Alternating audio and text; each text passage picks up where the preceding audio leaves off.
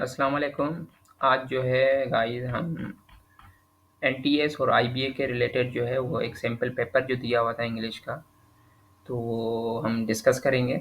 ठीक है, स्पेशली ये मेडिकल स्टूडेंट्स वालों के लिए जो मतलब 8 दिसंबर को जो टेस्ट देंगे सिंध का। चलते हैं क्वेश्चंस पे। सबसे पहले जो है आपको रीडिंग कॉम्प्रीहेंशन देते हैं वो पेपर में। तो रीडिंग कॉम्प्रीहेंशन का ये चक्कर होता है कि आपको एक पैराग्राफ दिया होता है, ठीक है, और कुछ क्वेश्चंस दिए होते हैं इससे। तो वही उनके क्वेश्चंस का जो आंसर है आपको पैराग्राफ से ढूंढना पड़ता है। तो इसका जो है एक ये ट्रिक है रीडिंग कॉम्प्रीहेंशन का। सबसे पहले आपको जो है क्वेश्चंस अगर दिए होते हैं तो आपको you have to go through the first of all questions. ठीक है, क्वेश्चंस जो भी हैं आप उनको गो थ्रू कर लो सब। उसके बाद जो है आप टेक्स्ट को पढ़ो। टेक्स्ट को पढ़ोगे तो ऑटोमेटिक जो है आपको आंसर मिल जाएगा और you have to quick give the answers. ठीक है, जल्दी से आपको आंसर जो है वो मिल जाएगा और आप जो है अपना टाइम जो है वो बचा सकते हैं। ठीक है, तो जैसे about the Kyiv bird, Kyiv के रिलेटेड ये वैसे पैराग्राफ जो है आपको आईबीए में टेस्ट में दिया हुआ है। पहले भी एक टेस्ट था, मुझे याद नहीं कौन सा है, और ये है कि वहाँ से उठाया हुआ है मैंने, तो मैंने सोचा आपके साथ डिस्कस कर लेता हूँ ये। अच्छा, ये जो है वो फर्स्ट क्वेश्चन है, what is the approximate weight of the kiwi egg. अच्छा, कीव एग जो है उसका जो है वजन कितना है, 1 pound, 2 pound, 3 pound, 4 pound. Question number 2 है, which are the following statement is not true about kiwi. अच्छा, ये 4 ऑप्शंस दिए हुए हैं, इनमें से पूछ रहा है कि कौन सा ऑप्शन जो है वो गलत है। ठीक है, कीव के हवाले से। और इसके अलावा the word astonishing in the text means. अच्छा, टेक्स्ट के रिलेटेड वर्ड एस्टॉनिशिंग की मीनिंग क्या होती है। और क्वेश्चन नंबर 4 है, the author's tone in the text can be described as. अच्छा, ऑथर ने जो है ये पूरा जो है ये बताया हुआ है ना टेक्स्ट, तो ऑथर बोल लो या राइटर ही बोल लो। ठीक है, तो उसने जो है वो कौन सी जो है लैंग्वेज यूज़ की हुई है इस वर्ड में, सॉरी टेक्स्ट में। तो चलते हैं, सबसे पहले ये थोड़ा सा पैराग्राफ के बारे में पढ़ते हैं। In most cases little bird ले लिटिल एग्स। ठीक है, मोस्ट केसेस में जो है लिटिल बर्ड जो है वो एग्स ले करते हैं। Obviously the kiwi is astonishing exception to this rule. ठीक है, कीव जो है वो थोड़ा सा हटके है इनसे। इट इज़ सिमालिश बर्ड, ये सिमालिश बर्ड है। सिमालिश मतलब बहुत ज़्यादा छोटा। लेज अ बिग एग, और जो है एग जो है उनका, अब उनकी एग की जो साइज़ है बहुत ज़्यादा बड़ी होती है। द कीव जो है अब फ्लाइटलेस बर्ड है, found in New Zealand, weighs about 4 pounds and its weight eggs believe it or not about 1 pound. अच्छा, ये थोड़ा सा अगर you have to know about the punctuation तो ये सेंटेंस जो है आपको इजीली आप पिक कर सकते हो। जैसे ये लिखा हुआ है द कीव, अब ये सब्जेक्ट है, ठीक है, बीच में कॉमा लगाया हुआ है और बोल रहा है कि अ flightless bird found in New Zealand, तो फिर से कॉमा है। इसका मकसद कि अगर 2 कॉमा के बीच में कोई एक आपको सेंटेंस मिल जाता है तो ऑब्वियसली समझ जाओ कि वो आगे जो सब्जेक्ट दिया हुआ है उसके बारे में उसके ज़्यादा एक्सप्लेनेशन देते हैं। ठीक है, तो द कीव यहाँ पे लिखा हुआ है सब्जेक्ट, अब इसकी एक्सप्लेनेशन दे रहा है कि वो जो है एसिमालेस्ट sorry flightless bird found in New Zealand एक करेक्टरिस्टिक ये बता रहा है। ठीक, उसके अलावा दूसरी करेक्टरिस्टिक अभी ये बता है, वेट अबाउट। अच्छा, वेट कितना है उसका, 4 पाउंड है। ठीक है, ये दूसरी करेक्टरिस्टिक्स। और तीसरा, its weigh egg weight believe it or not about the 1 pound. ठीक है, ये थर्ड करेक्टरिस्टिक है कि इसका एक का जो वजन है वो कितना है, 1 पाउंड होगा। तो एक तो आपको आंसर मिल गया फर्स्ट वाले का कि what is the approximate weight of the kiwi egg, तो ये आपका आंसर जो होगा वो 1 पाउंड होगा। ठीक, आगे चलते हैं। That 1/4 of the bird's body weight. ठीक है, if an ostrich laid an egg that was in the same proportion to the ostrich as the kiwi egg is to the kiwi. ठीक है, ये थोड़ा सा ऑस्ट्रिच और कीव के बारे में जो है वो कंपैरिजन का बता रहा है। An ostrich egg would weigh a whopping 75 pounds instead of usually 3 pounds. ठीक है, अब ये ऑस्ट्रिच का बारे में बता रहा है। ऑस्ट्रिच जो है उसका जो है वजन कितना होता है, पाउंड उसका 75 पाउंड्स होता है एक का। और उसके अलावा जो है वो instead as the usual of 3 pounds. ठीक है, तो ये थोड़ा सा ऑस्ट्रिच इन दो लाइनों में जो है ना ऑस्ट्रिच और इसका कीव के बारे में कंपैरिजन बता रहा है, ऑस्ट्रिच के वजन के बारे में बता रहा है, उसके एग के बारे में। तो ठीक है, ये थोड़ा सा आपका टेक्स्ट हो गया। चलते हैं क्वेश्चन पे कि which of the following statement is not true about kiwis. अच्छा, इनमें से कौन सी जो है वो ट्रू नहीं है। तो एक ये पॉइंट मिल गया आप लोग को, दे आर फ्लाइटलेस बर्ड्स, एक ये पॉइंट फ्लाइटलेस बर्ड है। ठीक है, they are found in New Zealand मिल रहे हैं या नहीं मिल रहे हैं, ये लिखा हुआ है फाउंड इन न्यूजीलैंड, ये भी हो गया। दे lay they lay eggs that are 1/4 of their body weight around, ठीक है। ये यहाँ पे लिखा हुआ था, और ये है that is 1/4 of birds body weight, ठीक। तो ये हो गया आपका, ये हो गए सारे। They are smallest birds in the bird. अब ये गलत है, ये देखो, ये पॉइंट यहाँ पे लिखा है it is a smallest bird, ठीक है ना। सबसे छोटे में छोटा जो है वो ये बर्ड है, स्मॉलेस्ट। सबसे ज़्यादा नहीं, क्योंकि सबसे ज़्यादा छोटा बर्ड है वो ह्यूमिंग बर्ड है। ह्यूमिंग बर्ड है या ऐसा कोई नाम है, ठीक है। तो ये आपका जो है यहाँ पे इस टेक्स्ट के हवाले से ये जो है आपका डी जो है ऑप्शन करेक्ट होगा। चलते हैं। The word astonishing in the text mean, astonishing मतलब the key is astonishing exception, ठीक है। एस्टॉनिशिंग मतलब हैरत अंगेज या सरप्राइज करने वाली कोई चीज़ होती है। तो आपका ऑप्शन जो है यहाँ पे देखो ए होगा, सरप्राइज या इम्प्रेसिव, ठीक। और क्वेश्चन नंबर 4 है the author's tone in the text can be described as. अच्छा, जो है वो ऑथर का जो टोन है राइटर का वो क्या है, मतलब देखो ये एक किस्म का बर्ड की इंफॉर्मेशन दे रहे हैं ना, तो यहाँ पे क्या है, इंफॉर्मेटिव, सी ऑप्शन होगा आपका, ठीक। तो एक किस्म की ये टेक्स्ट जो है पूरा जो है वो आपको इन्फॉर्मेशन दे रहा है बर्ड्स की, उसके मतलब सिमालेशी बर्ड है, उसका वजन है कितना है, उसके अलावा फ्लाइटलेस बर्ड है, न्यूजीलैंड में मिल रहा है, फिर कंपैरिजन बता रहा है। तो एक किस्म का ये जो है वो इन्फॉर्मेशन दे रहा है। तो इसीलिए ये जो ऑप्शन होगा वो सी होगा। वरीड तो नहीं होगा, किस हद तक, दूर दूर तक तो ये ऑप्शन ही नहीं होगा। क्रिटिकल ऐसी चीज़ होती है कोई, आप जो है वो आप जहाँ पे ब्रेन स्टॉर्मिंग करो या सोचने पे कोई चीज़ मजबूर कर दे, तो क्रिटिकल।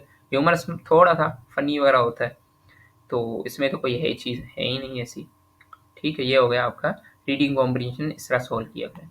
चलते क्वेश्चन नंबर 5 पे। I dash a book every week. Every week मतलब जो है वो जब एवरी वीक आ जाए तो मैं इसका मकसद के डेली बेसिस पे जो काम कर रहा है या उसके अलावा जो यूजुअली काम होता रहता है, जो रिपीटेड काम हो, जो रिपीटेड काम होता है वो आप जो है present simple simple present tense की बात करते हो। तो आपका ऑप्शन जो होगा वो ए होगा, आई रीड, ठीक।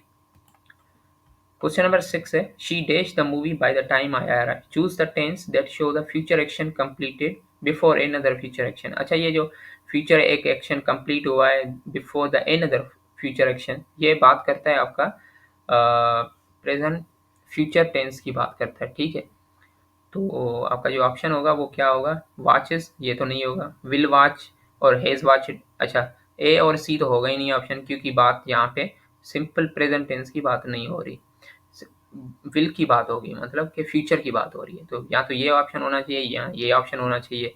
ये ऑप्शन तब होगा विल वॉच तब सिर्फ यहाँ तक हो, she the dash movie by the time, ठीक है।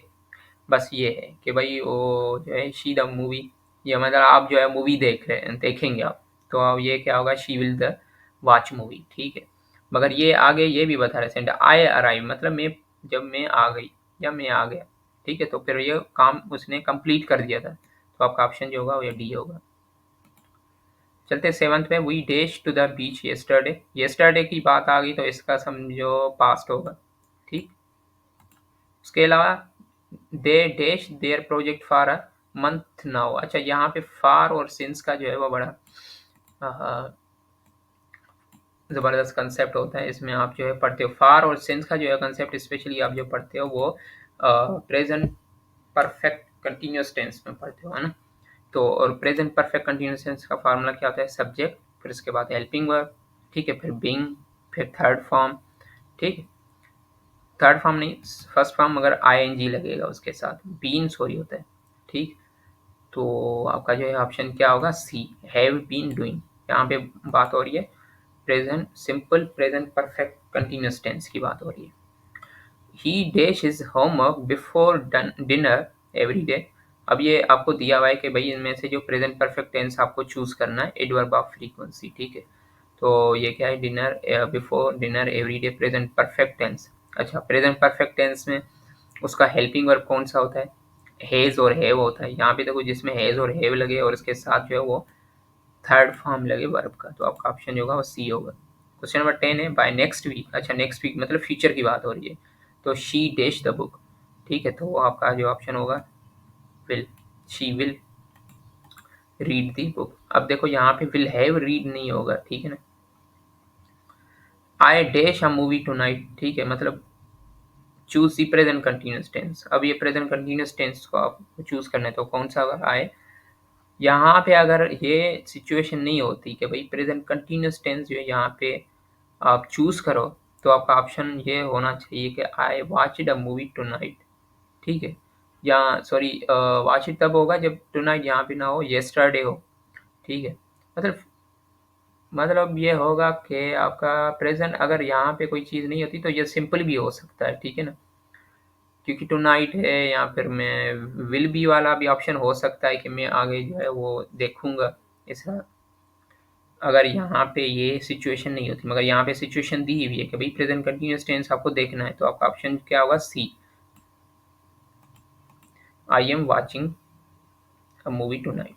क्वेश्चन नंबर 12 है they dash this game many times before.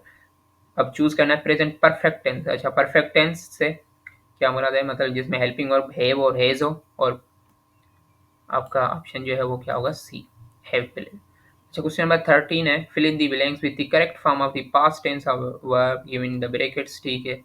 We dash surprise at the news of her defeat, ठीक है। ये थोड़ा सा टिपिकल है। अब इसका ऑप्शन जो है वो समटाइम सरप्राइज भी होता है, और दूसरा जो है वर सरप्राइज भी होता है, ठीक है। इस सरप्राइजिंग तो होगा नहीं क्योंकि पास्ट पास्ट टेंस की बात हो रही है। दूसरा, पास्ट फॉर्म में भी हैव बीन सरप्राइज, ये भी नहीं होगा, ठीक है। अब बात होगी सिर्फ ही सिर्फ जो है आपका ऑप्शन ए और सी पे बहस होती है। कुछ बोलते हैं कि भाई ए होना चाहिए, ए भी किस हद तक है, मगर यहाँ पे सेंटेंस में फिट नहीं होगा ना, वो ग्रामेटिकली इनकरेक्ट हो जाएगा। वर्ड सरप्राइज होगा क्योंकि यहाँ पे जो है आपको ये क्वेश्चन जो है एक किस्म का पैसिव दे रहा है कि भाई वी सरप्राइज्ड या we were surprise at the news of her defeat, मतलब हम जो है वो सरप्राइज हो गए ये खबर सुन के कि वो जो है वो हार गई। अच्छा, काम किसने किया? थर्ड पर्सन ने। और जो है हम खुश किसकी वजह से हैं? हम सेकंड पर्सन हैं, तो इसकी वजह से खुशी किसके थ्रू मिल रही है, या सरप्राइज कौन हो रहा है? हम हो रहे हैं। और डिफी कौन है? Third person. तो फिर ये पैसिव होता है इस तरह, तो ये वर्ड सरप्राइज होगा इसका। ये मैंने एक्सप्लेनेशन दिया हुआ है। ऑप्शन ए में भी दिया हुआ है कि surprise is incorrect answer because surprise in past form it does not fit the fill in being surprise in filling grammatically incorrect होगा। बी ऑप्शन है surprise incorrect because in surprising a present participate है, we need our answer to be in past tense, ठीक है। Option C मैंने समझा दिया है। Option D जो है had been surprise incorrect answer है बिकॉज हैड बीन सरप्राइज जो है पास्ट परफेक्ट कंटिन्यूअस टेंस में लगता है, ठीक है। फिर उसका जो है वो हैड बीन प्लस में verb present perfect participate root plus में आईएनजी हो, ठीक है। तो ये ऑप्शन का जो है आप खुद पढ़ लीजिएगा। क्वेश्चन नंबर 14 है चूज दी टेंस। अच्छा, टेंस आपको चूज करना। I will give him gift, तो ये विल है, मतलब सिंपल फ्यूचर, ठीक। उसके अलावा चलते हैं, Ali is that boy we have been looking for all day. Proper noun आपको देखना है तो वो आपका अली जो है, नेम हमेशा proper noun. Will the apple be eaten by me, change the active voice. अच्छा, ये पैसिव में है, आपको एक्टिव करना है, तो यहाँ पे देखो क्वेश्चन मार्क है, क्वेश्चन मार्क के हिसाब से इज एन एप्पल, इज तो होगा ही नहीं क्योंकि ये प्रेजेंट में लगता है। विल फ्यूचर के लिए, विल यहाँ पे भी फ्यूचर के लिए, ठीक है। मगर यहाँ पे will the apple be eaten by me same लिखा हुआ है, पैसिव है, एक्टिव में देखना है। अच्छा, ये आपका ऑप्शन होगा ये। चलते हैं क्वेश्चन नंबर 17 में, letter is being written by Dawood change the voice, ठीक है। तो इज बीइंग लिखा हुआ है, वॉइस चेंज करना है आपको, मतलब एक्टिव वॉइस पैसों में दिया हुआ है, तो Dawood is writing a letter, ठीक है। हैज रिटन नहीं होगा, राइट्स नहीं होगा, इज रिटन बाय मी ये ऑलरेडी पैसों में है, राइट्स अ लेटर नहीं है। जब भी कंटिन्यूस लगता है तो आपका बीइंग लगता है, और इज एम आर जो है हेल्पिंग वर्ब होते हैं, तो आपका ऑप्शन जो होगा वो सी होगा। चलते हैं, birds fly in the air marks the predicate, ठीक है। प्रेडिकेट कौन सी क्या चीज़ होती है? सब्जेक्ट और प्रेडिकेट होता है। सब्जेक्ट सिंपल जो होता है वो आपका जो है वो कोई भी नाउन या कुछ भी हो सकता है। सब्जेक्ट के अलावा जो रिमेनिंग जो भी चीज़ होती है, ठीक है, वर्ब से लेकर ऑब्जेक्ट तक, वो आपका प्रेडिकेट होता है। तो देखो, birds fly in the air, birds जो है वो आपका सब्जेक्ट हो गया, फ्लाई इन द एयर आपका पूरा क्या हो गया? प्रेडिकेट हो गया। चलते क्वेश्चन 19 में, we dash school eight 5 o'clock। अच्छा, ये काम होता है जो 5 o'clock हर रोज होता है कि भाई 5 o'clock जो है हम स्कूल के लिए निकलते हैं या निकलते हैं, तो आपका क्या होगा ऑप्शन? ये लीव्स नहीं होगा क्योंकि वी जो है सिंपल में एस नहीं लेता वर्ब से, तो वो ऑप्शन सी होगा, we leave. The boy was walking fast, pick the adverb of manner. अच्छा, एडवर्ब ऑफ मैनर मतलब आपका कोई भी मतलब एक्शन या कोई भी सेंटेंस आपको ज़्यादा से ज़्यादा मॉडिफाई करता है, ठीक है ना, आपका जो है वो वर्ब को मॉडिफाई करना, ठीक है। तो यहाँ पे देखो क्या होगा, adverb of manner fast. Question number 21 है, let's walk along the shore, pick out the preposition. Preposition आपको चेक करनी है कौन से का, यहाँ पे along. Choose the synonym of the word receive. Receive की वर्ड की जो है सिनोनिम आपको देखनी है, तो आपका ऑप्शन जो होगा वो डी, गेट। There is no doubt dash the earth is round. भाई there is no doubt that the earth is round, कोई शक नहीं है इसमें कि भाई अर्थ जो है वो राउंड है। Dash I stood first in the class, ठीक है। तो ये जो है एक किस्म का ये है कि अलास तो होगा नहीं, क्योंकि कोई सैडनेस की बात यहाँ पे हो नहीं रही। विश और जो है वो डी, ये सी और डी जो है ऑप्शन होंगे नहीं। आपका ऑप्शन जो होगा वो बी होगा, हो रहा मतलब कि थोड़ी सी खुशी वाला माहौल है। Pick the verb from the given sentence, ठीक है। He run fast and delicately, ये तो इजी है भाई, इसमें वर्ब आपको देखना है, तो वो क्या है आपका ए होगा। ये वैसे इजी है, ठीक है, मगर ये है कि ये भी थोड़े से क्वेश्चन जो है वो ट्रिकी हैं।